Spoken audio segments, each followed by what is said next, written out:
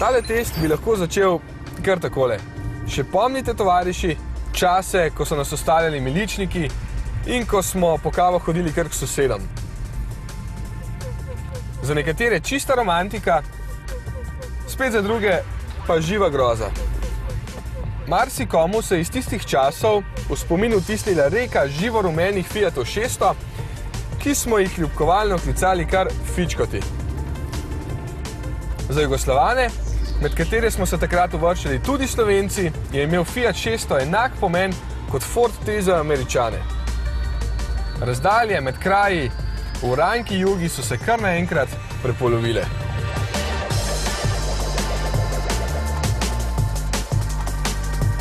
In kot je to že ustaljena navada pri konkurenci, so se tudi pri Fiatu odločili za obuditev svoje skorajda pozabljene legende.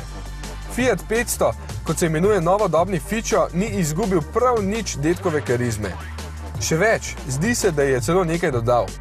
Takoj, ko ga ujamete v svoje vidno polje, vam je namreč jasno, da gre za italijansko šolo oblikovanja. Nanj se lepijo pogledi obeh spolov, ne glede na starost. Vas je presenetila zunanjost, potem še niste videli notranjosti. Praktično takoj, ko se usedete vanj, vidite, kako morajo stare stvari izgledati na moderen način. Tale števec vam je gotovo že od nekod znan. Italijani so res mojstri samopromocije. Vsak izdelek iz Apeninskega polotoka nosi poseben pečat italijanskega oblikovanja. Zdi se, da je še najmanj pomemben gumb oblikoval sam Armani in da je uste na sedežih in volanu tako oprijeto, kot dresi italijanske nogometne reprezentance. Sedežem sicer manjka nekaj oprijema, zadaj so tako ali takole za vzorec, manjkajo pa tudi predali, ki jih lahko pred grebatorskimi očmi tatov zapremo. Rdeča barva se zdi kot ustvarjena za Italijo in njene avtomobile. 1,4 litrski bencinski motor premore 74 kW in dušo, ki se je ne bi branili niti v Modeni. Za pravo mero moči ga morate gnati v vrtljaje, za nagrado pa ste deležni takšnega zvoka. Robotizirani menjalnik pa ima dva karakterja. Če prestavlja sam, je zelo počasen, pri speljevanju nevarno neodločen in preveč cuka, če ne popuščate plina.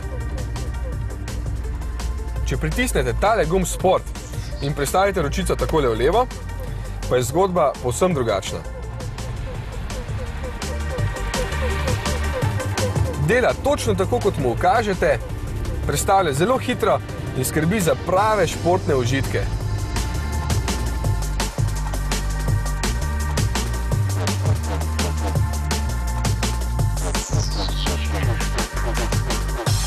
Podvozje bo za marsikoga zelo trdo. Po slabih slovenskih cestah poskakuje kot kakšen kozliček. Ampak je zato zelo lepo vodljiv.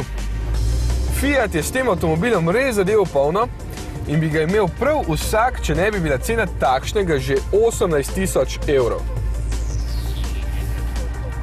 Sicer pa, kdaj pa je lepota še bila poceni?